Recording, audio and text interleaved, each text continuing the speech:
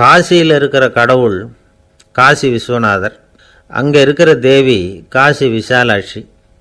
இவங்க 2 பேரும் ஒரு நாள் பேசிக்கிட்டு இருந்தப்போ கடவுள் சொன்னார், இந்த மனிதர்களை நாம் ரொம்பவும் நம்பிக்கையோடு தான் படைச்சிருக்கிறோம், இருந்தாலும் அவங்களுக்கு தான் நம்பிக்கை இல்லை, எதுலேயும் ஒரு உண்மையான நம்பிக்கை இல்லாமல் வாழ்ந்துக்கிட்டு இருக்கிறாங்க அப்படின்னார்.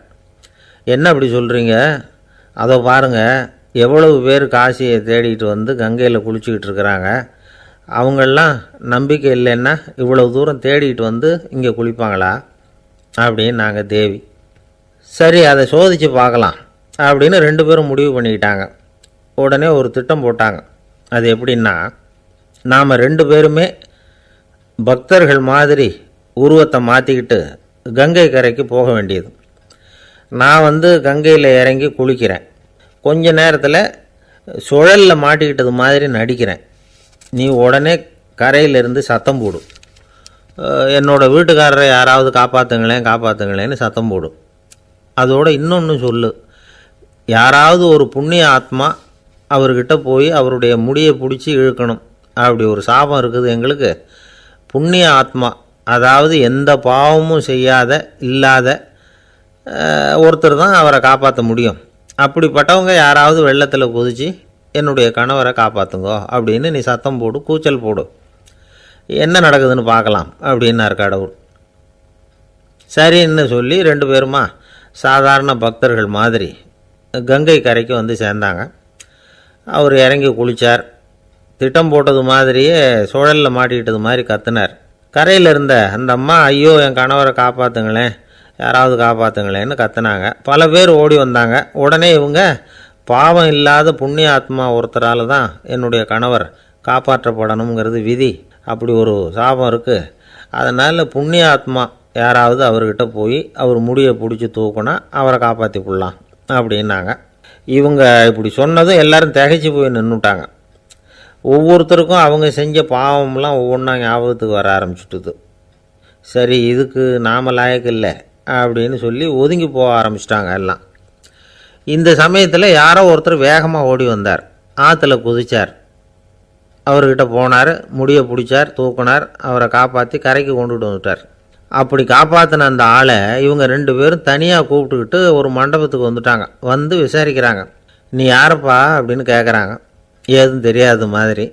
நான் இந்த ஊர் அன்ன சத்திரத்தில் வேலை செய்கிற ஒரு சமையல்காரன் அப்படிங்கிறார். நீ வந்து கங்கையில் குளிக்கிறது உண்டான்னு கேட்டிருக்காங்க. நான் இந்த ஊர்லேயே தான் இருக்கிறேன், இருந்தாலும் தினமும் கங்கையில் குளிக்கிறதில்ல, எப்போது ஒரு நாள் அங்கே குளிப்பேன் அப்படின்னார். கங்கையில் மூழ்கி எழுந்திரிச்சா பாவம்லாம் தொலையும்னு சொல்கிறாங்க. அப்படி இருக்கிறப்போ அங்கே இன்றைக்கி கங்கையில் குளிச்சுக்கிட்டு இருக்கிறவங்கெல்லாம் தங்களை வந்து புண்ணிய ஆத்மாவாக நினைக்கல. கங்கையில் குளிக்காத நீ உன்னை வந்து புண்ணிய ஆத்மாவாக நினச்சி என்னை காப்பாற்ற வந்திருக்கிற, அது எப்படி அப்படின்னு கேட்டார். அதுக்கு அந்த ஆள் சொல்கிறான், கங்கையில் குதித்ததுக்கு அப்புறம் தானே உங்களை காப்பாற்ற போகிறோம், அப்படி குதிக்கும் பொழுது என்னுடைய பாவம்லாம் போயிருக்கும்ல, நான் புண்ணிய ஆத்மாவாக ஆயிருப்பேனே, அதனால தான் துணிஞ்சு வந்து உங்களை காப்பாற்றினேன் அப்படின்னா. கடவுளும் தேவியும் அவனுக்கு வந்து காட்சி கொடுத்தாங்களாம். இப்படி ஒரு கதை உண்டு. அதாவது கங்கையில் குளிச்சுக்கிட்டு இருக்கிறவங்களுக்கே தங்களுடைய பாவம் போகுங்கிற நம்பிக்கை பரிபூர்ணமாக இல்லை, குளிக்காத ஒருத்தனுக்கு அந்த நம்பிக்கை இருந்தது. அதனால் அவனால் கடவுளை பார்க்க முடிஞ்சது. கடவுளை வந்து நாமளும் பார்க்க முடியுமா முடியாதா அப்படிங்கிற குழப்பம்லாம் நமக்கு வேண்டியதில்லை. நம்பிக்கையோடு வாழணுங்கிற உண்மையை மட்டும் இந்த கதையிலேருந்து புரிஞ்சுக்கிட்டால் போதும். ஏன்னா இந்த கதையை கேட்டுட்டு ஒரு நண்பன் குதர்க்கமாக ஒரு கேள்வி கேட்டான். ஏன் சார், கங்கையில் குளித்தா பாவம் போடும்னு சொல்கிறீங்களே, நான் எனக்கு வேண்டாத ஒருத்தனை அழைச்சிட்டு போய் கங்கையிலேயே தள்ளி விட்டுட்டு அதுக்கப்புறம் அங்கேயே முழுக்க போட்டுட்டு நான் செஞ்ச பாவத்தை வந்து அதுலேயே கழுவி விட்டுட்டு மறுபடியும் உங்ககிட்ட வந்துடுறேன்னு வச்சுக்கோங்க, நீங்கள் என்னை வந்து புண்ணிய ஆத்மான்னு ஏற்றுக்குவீங்களா அப்படிங்கிறான். ஆள் கொஞ்சம் ஆசைந்தான், நம்மளே அங்கே அழைச்சிட்டு போனாலும் போயிடுவான். வாழ்க்கையில் சில சந்தர்ப்பங்களில் நாம் வந்து சில அவமானங்களை சந்தித்தே தீர வேண்டியிருக்கு. என்ன பண்ணுறது, காலம் அப்படி. அவமானப்படுறவங்க உடனே அடங்கி போய்டுறது தான் உலக வழக்கம். அவமானப்பட்டால் உடனே சீறி எழறவங்களும் உண்டு. ஆனால் அதையே ஒரு சவாலாக எடுத்துக்கிட்டு முன்னுக்கு வர்றவங்களும் சில பேர் இருக்கிறாங்க. அவங்க ரொம்ப அபூர்வம். இன்றைக்கி மனோதத்துவ நிபுணர்கள்லாம் என்ன சொல்கிறாங்க தெரியுமா? அவமானப்பட்டுட்டா உடனே அடங்கி போயிடக்கூடாதான். அதையே ஒரு சவாலாக எடுத்துக்கிட்டு மனசில் ஒரு வைராக்கியத்தோடு முயற்சி பண்ணினா வாழ்க்கையில் எல்லாரும் முன்னேறலாமா.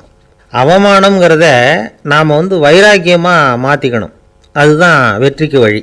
ராமர் இந்த பூமியில் பிறந்ததே ஒரு வைராக்கியத்தினால தான் சார் அப்படின்னார் ஒருத்தர். எப்படிங்க அது அப்படின்னு கேட்டேன். அவர் சொன்னார், தசரதருக்கு ராமர் குழந்தையாக பிறக்கணும், அப்போ தான் இங்கே இருக்கிற கஷ்டங்கள்லாம் நீங்கும் அப்படின்னு சர்வ லோகமும் எதிர்பார்த்துக்கிட்டு இருக்குது. ஆனால் அவர் எப்போ பிறப்பார் அப்படின்னு யாருக்கும் தெரியல. அந்த காரியம் சீக்கிரம் நடக்கணுமே, அதுக்கு என்ன பண்ணுறது?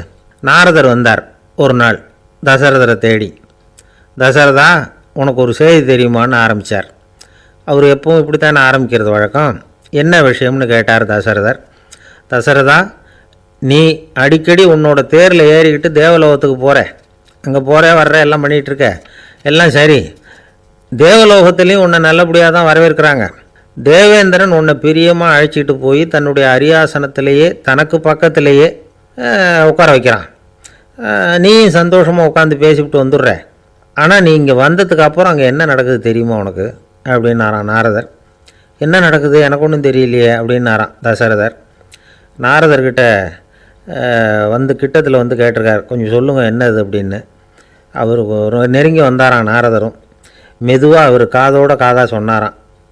அதாவது நம்ம பாஷையில் சொல்லப்போனால் பற்ற வைக்கிறார். நீ அங்கே தேவேந்திரங்கிட்ட உட்காந்து பேசிவிட்டு வந்த பிறகு நீ அங்கே உட்காந்துருந்த அரியாசனத்தை தண்ணி ஊற்றி கழுவி சுத்தப்படுத்துகிறாங்க.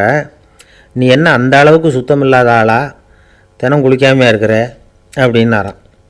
தசரதருக்கு இது ரொம்ப அவமானமாக போயிட்டுது. அப்படியே செய்கிறாங்க அப்படின்னாராம். ஆமாம், நீ வேணும்னா நான் சொல்கிறது உண்மையாக இல்லையா அப்படின்னு சோதனை பண்ணி பார்த்துக்கோ அப்படின்னாரான் நாரதர். உடனே தசரதர் இதுக்காகவே புறப்பட்டு தேவலோகம் போனார். அங்கே வழக்கம் போலவே இவரை கூப்பிட்டு உட்கார வச்சு பேசிக்கிட்டு இருந்தான் தேவேந்திரன்.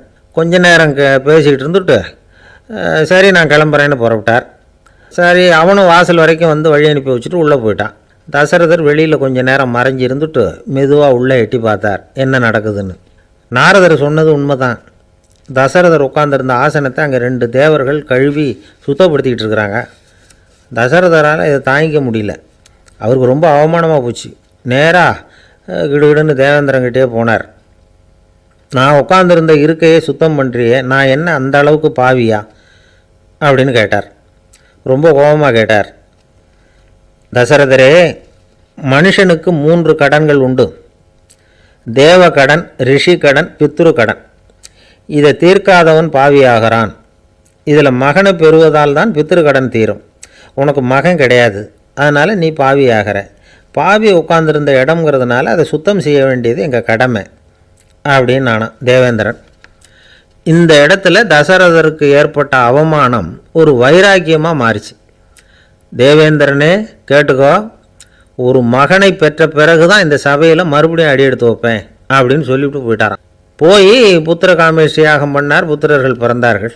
இந்த கதையில் உள்ள கருத்து என்னென்னா, தேவேந்திரன் தசரதரை அப்படி அவமானப்படுத்தலைன்னா அவருக்கு இப்படி ஒரு வைராக்கியம் பிறந்திருக்குமா யோசிச்சு பார்க்கணும். நமக்கு ஏற்படுகிற சில அவமானங்களையும் வைராக்கியமாக மாற்றிக்குவோம். அப்படி மாற்றிக்கிட்டோம்னா வாழ்க்கையில் முன்னேறலாம்.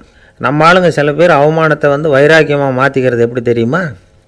நம்மகிட்ட ஒரு பையன் சொன்னான், எங்கள் அப்பா என்னை எல்லாருக்கும் முன்னாடி வச்சு திட்டிவிட்டார், பொறுப்பு இல்லாமல் ஊர் சுற்றுறேன்னு சொல்லி அவமானப்படுத்தி விட்டார்.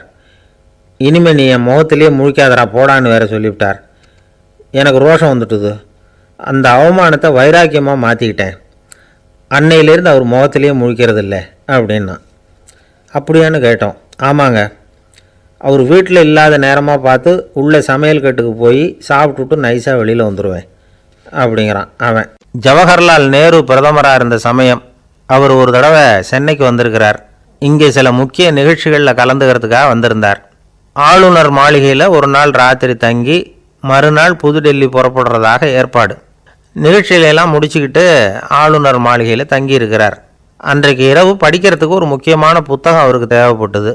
அந்த சமயத்தில் உலக அளவில் ஒரு முக்கியமான பொருளாதாரம் சம்பந்தமான ஒரு புத்தகம் வெளியாகி இருக்கிற விஷயம் அவருக்கு தெரியும். அந்த புத்தகம் மெட்ராஸுக்கு வந்திருக்குமா, அது இங்கே கிடைக்குமா அப்படின்னு விசாரிச்சிருக்கிறார் நேருஜி. அவர் இப்படி கேட்ட உடனே அங்கே இருந்தவங்கெல்லாம் ரொம்ப பரபரப்பாக செயல்பட ஆரம்பிச்சுட்டாங்க. முக்கியமான இடங்கள்ல எல்லாம் விசாரிச்சிருக்கிறாங்க அந்த புத்தகம் உங்கள்கிட்ட இருக்கான்னு.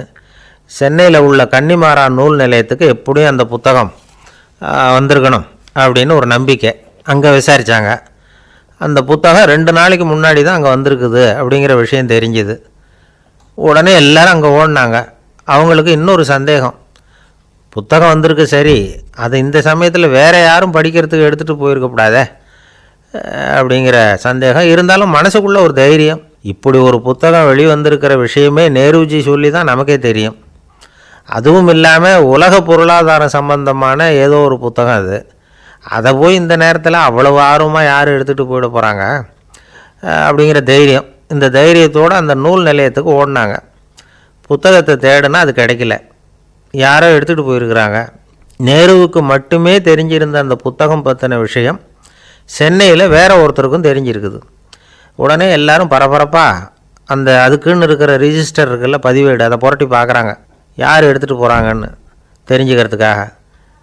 எடுத்துகிட்டு போனவங்க அதில் கையெழுத்து போட்டிருப்பாங்கல்ல, அதை பார்த்து யாருன்னு தெரிஞ்சுக்கலாம் அப்படிங்கிறதுக்காக தான் அதை புரட்டுறாங்க. அதோ அந்த புத்தகத்தோட பேர் பக்கத்தில் அதை எடுத்துக்கிட்டு போனவங்க கையெழுத்து உத்து பார்க்குறாங்க எல்லாரும். அதில் போட்டிருக்குது பேர் CN அண்ணாதுரை அப்படின்னு எழுதியிருந்தது. அவர் தான் பேரறிஞர் அண்ணா. நேரு படிக்க விரும்பின ஒரு புத்தகத்தை அதே நேரம் படிக்க விரும்பின இன்னொரு தலைவர் இவர். படிக்கிறதுல அவருக்கு இருந்த ஆர்வத்தை நாம் தெரிஞ்சுக்கணும்னா அதுக்கு எவ்வளவோ சம்பவங்கள் இருக்குது. கடைசி காலத்தில் அவர் அடையாறு மருத்துவமனையில் படுத்திருக்கிறார். அவருக்கு ஒரு முக்கியமான அறுவை சிகிச்சை செய்ய வேண்டியிருக்குது அவசரமாக. அமெரிக்காவிலேருந்து டாக்டர் மில்லர் வந்திருக்கிறார். அவர்கிட்ட கேட்குறார், டாக்டர் நாளைக்கே அறுவை சிகிச்சை செய்ய போகிறீங்களா அப்படின்னு. ஆமாங்கிறார் டாக்டர் மில்லர். நாளைக்கு மறுநாள் செஞ்சுக்கிறேனே அப்படின்னாரான் அண்ணா. ஏன் ஏதாவது நாள் பார்க்குறீங்களான்னு கேட்டிருக்கார். இல்லை, ஒரு புத்தகத்தை படிச்சுக்கிட்டு இருக்கிறேன், அதை நாளைக்குள்ளே முடிச்சிருவேன், அதுக்கப்புறம் நான் இறந்தாலும் கவலை இல்லை அப்படின்னாரான் இவர். அவர் தான் அறிஞர் அண்ணா. சங்ககால நூல்கள்லேருந்து சமீபத்தில் வந்த நூல்கள் வரைக்கும் எல்லாம் அவர் படிச்சிருக்கிறார். ஒரு திருமண விழாவில் அவர் பேசும்பொழுது சொன்ன விஷயம் இது. சங்க காலத்தில் காதலியை மணக்க விரும்புகிறவனுக்கு அவனுடைய தந்தை வீர சோதனைகள்லாம் வைப்பார். போய் புலிப்பல்லு கொண்டுக்கிட்டு வா, அப்போ தான் என் பொண்ணை கொடுப்பேன் அப்படின்னு சொல்லுவார். காதலன் உடனே காட்டுக்கு போவான், ஒரு புலியை கொன்று அதனுடைய பல்லை கொண்டுக்கிட்டு வருவான். அதை வீர பதக்கத்தில் பதிச்சு அவனுக்கு மாமனார் சூட்டுவார் கல்யாண சமயத்தில். இப்போலாம் காதலன் கிட்ட அப்படி சொல்ல முடியாது.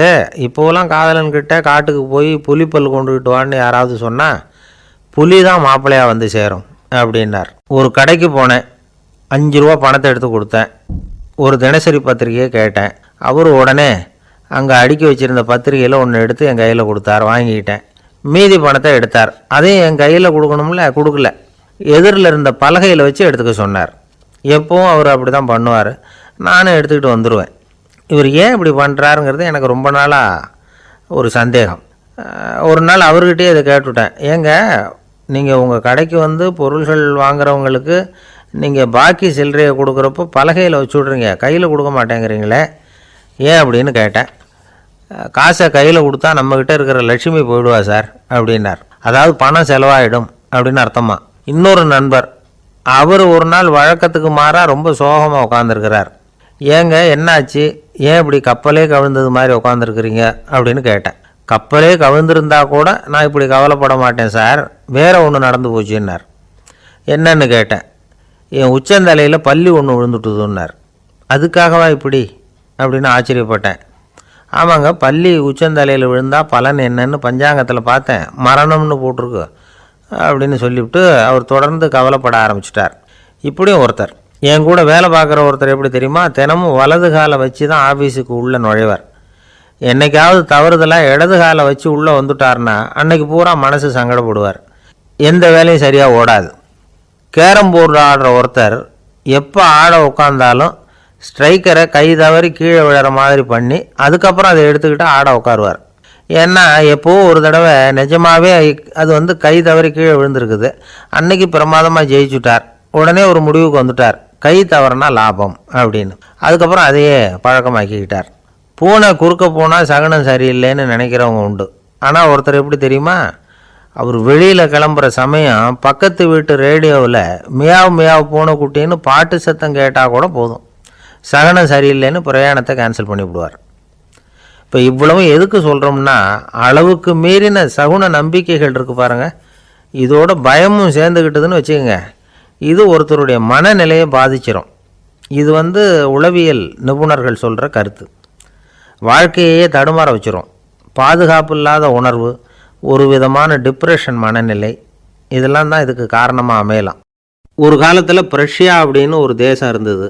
இப்போ ஜெர்மனி இருக்குல்ல, இதோட பெரும்பகுதி ஒரு காலத்தில் பிரஷ்யாங்கிற பேரில் இருந்தது. அப்போ அதுக்கு அரசராக இருந்தவர் மகா ஃப்ரெடரிக், அதாவது ஃப்ரெடரிக் தி கிரேட் அப்படின்னு சொல்லுவாங்க. அந்த ராஜாவுக்கு ஒரு சந்தேகம், நாம் பல வகையான வரிகளை விதித்து வசூல் பண்ணுறோம், அப்படி பண்ணியும் வருமானம் குறைஞ்சிக்கிட்டே போகுதே, இதுக்கு என்ன காரணமாக இருக்கும்? இதுதான் அவருக்கு ஏற்பட்ட சந்தேகம். ஒரு சமயம் அந்த அரசர் தம்முடைய அமைச்சர்களையும் பிரபுக்களையும் தளபதிகளையும் கூப்பிட்டு ஒரு விருந்து வச்சார்.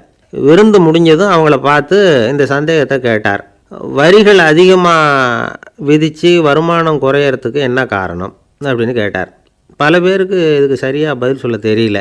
அனுபவசாலியான ஒரு தளபதி எழுந்திருச்சார். அரசே, அது எப்படிங்கிறத இப்போ உங்களுக்கு காட்டுறேன்னார். உடனே ஒரு பெரிய பனிக்கட்டி ஒன்றை தன்னுடைய கையில் எடுத்தார். அதை அப்படியும் எப்படியும் திருப்பி பார்த்தார். அப்புறம் அடுத்தவர்கிட்ட கொடுத்தார். அவரும் அதை அப்படியும் எப்படியும் திருப்பி பார்த்துட்டு அடுத்தபடியாக இருந்தவர்கிட்ட கொடுத்தார். இப்படியே இதை ஒவ்வொருத்தராக பார்த்துட்டு ஒவ்வொரு கையாக மாறி கடைசியில் மன்னர் கைக்கு போய் சேர்ந்தது. மன்னர் கைக்கு அந்த பனிக்கட்டி போய் சேர்ந்தப்போ அது கொஞ்சம் கொஞ்சமாக உருகி ஒரு பட்டாணி கடலை சைஸுக்கு ஆகிட்டுது. மன்னர் யோசனை பண்ணார், வரி அதிகமாக போட்டாலும் சேர்றது குறைவாக இருக்கிறதுக்கு என்ன காரணம் அப்படிங்கிறது அவருக்கு புரிஞ்சு போச்சு.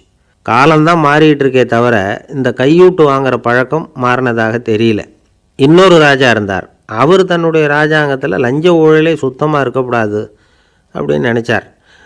அவர்கிட்ட பல்வேறு துறைகளுக்கும் பொறுப்பாக இருந்த பல பேரும் ரொம்ப சுத்தமாகவும் நேர்மையாகவும் இருந்தாங்க. ஒரே ஒருத்தர் மட்டும் எல்லார்கிட்டையும் லஞ்சம் வாங்கிட்டே இருந்தார். அவரை வேறு துறைகளுக்கு மாற்றி பார்த்தாரு. அந்த ராஜா என்னென்னமோ பண்ணி பார்க்குறாரு. எந்த வேலையை கொடுத்தாலும் அதுலேயும் லஞ்சம் வாங்கிறதுக்கு ஒரு வழியை உண்டு பண்ணிக்குவார் அந்த ஆள். ராஜாவுக்கு இது ஒரு பெரிய தலைவலியாக போட்டுது. இவர் என்ன பண்ணுறது, இவருக்கு என்ன வேலையை கொடுக்கறது, கொஞ்சம் கூட லஞ்சம் வாங்கிறதுக்கு சான்ஸே இல்லாத ஒரு வேலையை கொடுக்கணும் அப்படின்னு திட்டம் போட்டார்.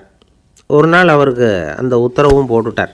அதாவது அவருக்கு என்ன வேலைன்னா, கடற்கரையில் தான் அவருக்கு ஆஃபீஸ். அங்கேயே இருந்துக்க வேண்டியது. தினமும் எத்தனை கடல் அலை கரையில் மோதுது அப்படிங்கிறத கணக்கெடுத்து ராஜாவுக்கு தெரிவிக்க வேண்டியது. இதுதான் அவருக்கு வேலை. பேசாமல் அலையை எண்ணிட்டு உட்காந்துருக்கிட்டோம், அப்போவாவது அவர் லஞ்சம் வாங்குகிற சந்தர்ப்பம் இல்லாமல் போயிடும் அவருக்கு அப்படின்னு நினச்சார் ராஜா. இந்த ஆள் கடற்கரைக்கு போய் டியூட்டியில் ஜாயின் பண்ணிக்கிட்டார். ஒரே மாதத்தில் அங்கே சொந்தமாக ஒரு பிரம்மாண்டமான மாளிகை கட்டி விட்டார். ராஜாவுக்கு இது பெரிய ஆச்சரியமாக போச்சு. அலையை என்ற வேலையில் அந்த ஆள் எப்படி பணம் சம்பாதிச்சார் அப்படின்னு விசாரித்து பார்த்தார் அக்கம் பக்கத்தில். அந்த ஆள் என்ன பண்ணியிருக்கிறாருன்னா, கடற்கரையில் போய் பொறுப்பை ஏற்றுக்கிட்ட உடனே அங்கே இருந்த மீனவர்கள்கிட்ட எல்லாம் இந்த கரையில் ஒரு நாளில் மோதுகிற அலைகள் எத்தனை அப்படின்னு கேட்டிருக்காரு. அது எப்படிங்க தெரியும்னு இருக்காங்க அவங்க. தினமும் அந்த எண்ணிக்கை தெரியணும். நம்ம ராஜாவுக்கு தினமும் அறிக்கை அனுப்பணும், டெய்லி ரிப்போர்ட்டு. தவறுனா நீங்கள் இந்த கடலில் போய் மீன் பிடிக்கிறதுக்கு ராஜாவோட அனுமதி கிடைக்காது அப்படின்ட்டுருக்காரு. உடனே மீனவர்களும் பயந்து போட்டாங்க. கடலுக்கு போகிறதுக்கு அனுமதி இல்லைன்னா பட்டினி கிடக்கிறது மாதிரி ஆகிடுமே. மெதுவாக அந்த ஆளுகிட்ட போனாங்க, காதோட காதாக சொன்னாங்க, ஐயா, எங்களால் கடல் அலையை எண்ண முடியாது. தினமும் எங்களால் முடிஞ்சதை உங்களுக்கு பணமாக கொடுத்துட்றோம். நீங்கள் தான் ராஜா கிட்ட சிபாரிசு பண்ணி நாங்கள் தொடர்ந்து மீன் பிடிக்கிறதுக்கு அனுமதி வாங்கி கொடுக்கணும் அப்படின்னு வேண்டிக்கிட்டாங்க. பணம் தினமும் சேர ஆரம்பிச்சுட்டுது. பதவியில் மற்ற பதவியோட இந்த பதவி எவ்வளவோ மேல் அப்படின்னு நினச்சிட்டான் அந்த ஆள். அது மட்டும் இல்லை, தயவு பண்ணி என்னை இந்த இடத்த விட்டு மாற்றி விடாதீங்க சார் அப்படின்னு வேற கேட்க ஆரம்பிச்சிட்டானா. எனக்கு இது மட்டும்தான் சார் தெரியும், இதை தவிர வேறு எதுவும் தெரியாது அப்படின்னு சொல்லிக்கிட்டே காலம் தள்ளுறவங்க ரொம்ப பேர். அவங்கெல்லாம் கஷ்டப்பட வேண்டியிருக்கும். ஒருத்தர் தன்னுடைய தொழிலில் ரொம்ப கெட்டிக்காரராக இருக்கலாம். அதுக்காக எப்பவும் அதே ஞாபகத்தில் இருந்துக்கிட்டு உலகியல் அறிவு இல்லாமல் இருந்துடக்கூடாது, அது ஆபத்து. இதுக்காக நம்ம தாத்தா பாட்டிலாம் ஒரு கதை சொல்லுவாங்களே, கேள்விப்பட்டிருக்கீங்களா? ஒரு சமயம் ஒரு 4 பேர் சேர்ந்து வெளியூருக்கு பிரயாணம் போனாங்களாம். அந்த 4 பேர் எப்படி தெரியுமா? ஒருத்தர் வேதாந்தி, இன்னொருத்தர் சங்கீத வித்வான், 3வது ஆள் வைத்தியர், 4வது ஆள் ஜோசியர். இவங்க 4 பேரும் நண்பர்கள். அதனால் சேர்ந்து புறப்பட்டாங்க. வழியில் ஒரு ஊரில் தங்கினாங்க. இருட்டி போச்சு. அதனால் இன்றைக்கி ராத்திரி இங்கேயே தங்கி இருந்துட்டு நாளைக்கு புறப்படலாம் அப்படின்னு தீர்மானம் பண்ணாங்க. சாப்பாட்டுக்கு என்ன பண்ணுறது? அங்கேயே கடத்தெருவுக்கு போய் சாமான்லாம் வாங்கியாந்து சமைச்சு சாப்பிட்லாம்னு முடிவு பண்ணாங்க. 4 பேர் இருக்கிறதுனால ஆளுக்கு ஒரு காரியமாக செய்யலாம் அப்படின்னு வேலையை பிரிச்சுக்கிட்டாங்க. வைத்தியர் கரிகாய் வாங்க போனார், வேதாந்தி எண்ணெய் வாங்க போனார், ஜோசியர் பலசரக்கு வாங்க போனார், சங்கீத வித்வானுக்கு சமைக்கிற வேலை. எல்லாம் சரி, ஆனால் நடந்தது என்ன தெரியுமா? கடத்தெருவுக்கு காய்கறி வாங்க போனார்ல வைத்தியர், அங்கே போய் மார்க்கெட்டில் பார்த்தார். ஒவ்வொரு கறிகாயாக எடுத்து பார்த்தார். இது பித்தம், உடம்புக்கு ஒத்துக்காது, இது வாயு, உடம்புக்கு ஒத்துக்காது அப்படின்னு ஒவ்வொன்றா தள்ளினார். கடைசியில் ஒன்றுமே தேரல, வெறுங்கையோடு திரும்பி வந்துக்கிட்டு இருக்கிறார். எண்ணெய் வாங்க போனார் வேதாந்தி, அவர் ஒரு தொன்னையில் எண்ணெயை வாங்கினார். பேசாமல் அதை எடுத்துகிட்டு வர வேண்டியது தானே, முடியல. அவருடைய வேதாந்த மூளை சிந்திக்க ஆரம்பிச்சுட்டுது. இந்த தொன்னைக்கு எண்ணெய் ஆதாரமா அல்லது எண்ணெய்க்கு தொன்னை ஆதாரமா அப்படிங்கிற ஆராய்ச்சியில் இறங்கினார். என்னாச்சு தெரியுமா? அப்படி கவுத்து பார்த்தார். வாங்கின எண்ணெய் பூராவையும் வழியில் கொட்டிவிட்டு வெறும் தொன்னையோடு சேர்ந்தார். பலசரக்கு வாங்க போனார் ஜோசியர், அவர் ஒரு வழியில் பார்த்தாரு. வழியில் வந்தவங்களெல்லாம் அங்கங்கே ஒரு மரத்தடியில் உட்கார வச்சு அவங்களுக்கெல்லாம் ஆர்வம் சொல்ல ஆரம்பிச்சிட்டார். அப்படி ஒவ்வொருத்தராக சொல்லி முடிச்சுட்டு கடத்தருக்கு போய் சேர்ந்தார். இவர் அங்கே போய் சேர்றதுக்குள்ளே ரொம்ப நேரம் ஆகிட்டுது. கடையெல்லாம் பூட்டிவிட்டு போயிட்டாங்க.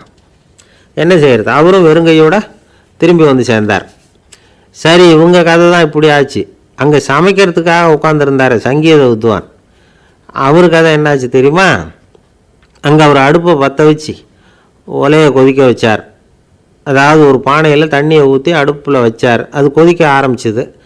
தண்ணி கொதிக்கிற சத்தம் இருக்குதுல்ல, அது இவருக்கு தாளம் போடுறது மாதிரி இருந்தது. ஒரே குஷி, பாட ஆரம்பிச்சிட்டார். பாடிக்கிட்டே உற்சாகமாக கையில் இருந்த கரண்டியால் அந்த பானையில் தட்டினார், தாளம் போடுறதா நினச்சிக்கிட்டு. அவ்வளவுதான், பானை பட்டுன்னு உடஞ்சி போச்சு. தலையில் கையை வச்சுக்கிட்டு அவரும் உட்காந்துட்டார். எந்த தொழில் தெரிஞ்சாலும் சரி, அதை புத்திசாலித்தனமாக பயன்படுத்த தெரியலன்னா ஆபத்து தான். அதுக்காக தான் இந்த கதை. ஒரு பஸ்ஸு டிரைவர் ரொம்ப கெட்டிக்காரர். பஸ்ஸை ரொம்ப திறமையாக ஆபத்து இல்லாமல் ஓட்டினதுக்காக பரிசுலாம் வாங்கினவர். அவரே ஒரு படகு ஓட்டுறதுக்காக அழைச்சிட்டு போயிருக்கிறாங்க, மோட்டார் படகு. அதையும் ரொம்ப திறமையாக தான் ஓட்டிகிட்டு போயிருக்கிறாரு. நடுக்கடலில் போனதும் படகு நின்று போச்சு. மோட்டாரில் ஏதோ கோளாறு. என்ன செய்யலாம் அப்படின்னு அந்த டிரைவரை கேட்டிருக்கிறாங்க படகுல இருந்தவங்கெல்லாம். அப்போ அவர் சொன்னாராம், கவலைப்படாதீங்க, ஒன்றும் பிரச்சனை இல்லை, எல்லோரும் கொஞ்சம் கீழே இறங்கி பின்னாடி தள்ளுங்க, மோட்டார் ஸ்டார்ட் ஆகிடும் அப்படின்னாராம். ஒரு ஊரில் ஒரு இளைஞன் இருந்தான். ஒரு நாள் அவன் ஒரு குருவை தேடிக்கிட்டு புறப்பட்டான். ஊரை விட்டு வெளியில் போனான். போகிற வழியில் ஒரு காடு. அந்த காட்டில் ஒரு மரத்தடியில் ஒரு பெரியவர் உட்காந்துருக்கிறார். அமைதியாக மௌனமாக அவர் அமர்ந்திருக்கிறார். இந்த பெரியவரை விசாரிக்கலாம், குருவை தேடி கண்டுபிடிக்கிறதுக்கு இவர் ஏதாவது ஒரு வழி சொல்லி கொடுப்பார் அப்படின்னு நினச்சிக்கிட்டு அவரை நெருங்கினான். ஐயா, எனக்கு ஒரு குரு தேவை, எங்கே கிடைப்பார்? அவரை எப்படி அடையாளம் கண்டுபிடிக்கிறது? அதை பற்றி ஏதாவது விவரம் சொன்னீங்கன்னா நான் கண்டுபிடிச்சிக்குவேன் அப்படின்ட்டுருக்கான். பெரியவர் நிமிர்ந்து பார்த்தார். தம்பி, அது ரொம்ப சுலபம். அவர் வயசானவராக இருப்பார், என்னை விட சுமார் 30 வயசு அதிகமாக இருக்கும். அவர் ஒரு மரத்தடியில் தான் உட்காந்துருப்பார் அப்படின்ட்டுருக்கான். சரிங்க பெரியவரே, அது என்ன மாதிரியான மரம், எப்படி இருக்கும் அப்படின்னு கேட்டிருக்கான். பெரியவர் அந்த விவரங்களையும் சொல்லியிருக்கிறாரு. அது மட்டும் இல்லை, சந்திக்கிற நாள், நேரம், வினாடி முதற்கொண்டு எல்லா விவரங்களையும் துல்லியமாக சொன்னாராம். இவ்வளவு விவரங்களை இவரால் எப்படி சொல்ல முடியுது அப்படின்னு இவனுக்கு ஆச்சரியம். இருந்தாலும் அந்த பெரியவர் கடைசியாக ஒரு விவரம் சொன்னார். அது என்ன தெரியுமா? எப்படியும் நீ அவரை சந்திக்கிறதுக்கு ஒரு 30 வருஷம் ஆகும் அப்படின்னு சொல்லிவிட்டாராம். ரொம்ப நன்றிங்க பெரியவரே அப்படின்னு சொல்லிவிட்டு அந்த இளைஞன் புறப்பட்டுருக்கான். இப்போ அவனுக்கு குரு பற்றின விவரம் எல்லாம் கிடச்சிட்டுது, சந்திக்கிற நேரமும் தெரிஞ்சுட்டுது. ஆனால் 30 வருஷம் அவரை தேடி அலைய வேண்டியிருக்குமே. அவன் தேட ஆரம்பித்தான். காடு மலை எல்லாம் சுற்றி அலைஞ்சான். பல வருஷங்கள் தேடினான், அழுத்து போயிட்டான். கடைசியில் அவனுக்கும் வயசாகிட்டுது. கடைசியில் தன்னுடைய சொந்த ஊருக்கே திரும்பி போய்கிட்டு இருந்தான். அங்கே ஒரு மரத்தடியில் அவன் தேடிக்கிட்டு இருந்த குருநாதர் கிடைச்சார். யார் அவருன்னா, 30 வருஷத்துக்கு முன்னாடி வழி சொல்லி கொடுத்தாருல அதே பெரியவர். அவருக்கு இப்போ 30 வயசு அதிகமாக இருந்தது. அதே மரம். அன்னைக்கு பெரியவர் சொன்ன அடையாளம் இப்போ பொருத்தமாக இருந்தது. இப்போ அந்த பெரியவர் சொன்னார், சரியாக சேர்ந்துட்டேன், வா, உனக்காக தான் நான் இவ்வளவு காலமும் காத்துக்கிட்டு இருந்தேன் அப்படின்னாராம். என்ன சொல்கிறீங்கன்றிருக்கான். 30 வருஷத்துக்கு முன்னாடி என்கிட்ட வந்தியே, அப்போவே என் காலம் முடிஞ்சு போயிருந்தது. அப்போவே என்ன உனக்கு அடையாளம் தெரியல, அதனால் இவ்வளவு காலம் உனக்காக காத்துட்ருக்கும்படி ஆகிட்டுது அப்படின்னாராம். ஐயா, அப்போவே நீங்கள் சொல்லியிருக்கலாமே, இதுதான் 30 வருஷம் கழித்து நீ சந்திக்க போகிற இடம், நான் தான் உன்னுடைய குரு அப்படின்னு சொல்லியிருக்கலாமே அப்படின்ட்டுருக்கான். அந்த பெரியவர் சிரிச்சுக்கிட்டே அதுக்கு பதில் சொன்னாராம்.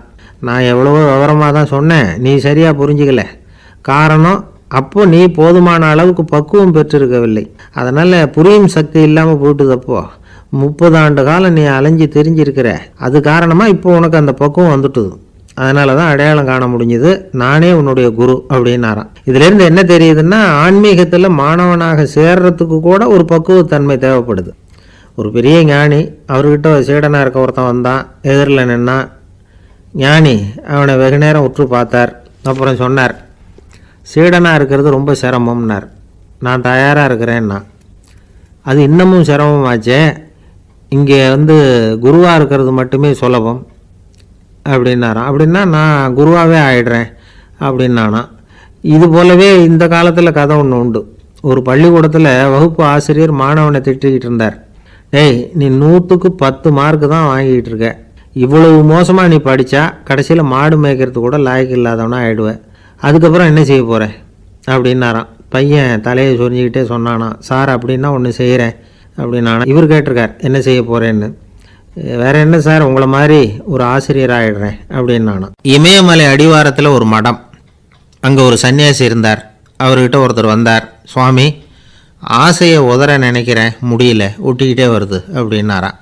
இப்படி உட்கார, ஒரு கதை சொல்கிறேன் அப்படின்னு சொல்லி அவர் சொல்ல ஆரம்பித்தாராம். அவர் சொன்ன கதை என்னென்னா, ஒரு ஊரில் ஒரு ஆள் இருந்தான். அவன் பேர் குப்புசாமி. அவன்கிட்ட எப்பவும் ஒரு பழைய தொப்பி இருக்கும், விடவே மாட்டான். அதனால் அவனை எல்லோரும் தொப்பி சாமி அப்படின்னு தான் கூப்பிடுறது வழக்கம். ஒரு புது தொப்பி வாங்கிக்கப்படாதாப்பா அப்படின்னு நண்பர்கள்லாம் சொல்லி பார்த்தாங்க. பணத்துக்கு எங்கே போவேன் அப்படின்னு விட்டானா. பணம் வச்சுருக்கான், செலவு பண்ண மனசு வரல, மகா கஞ்சன்.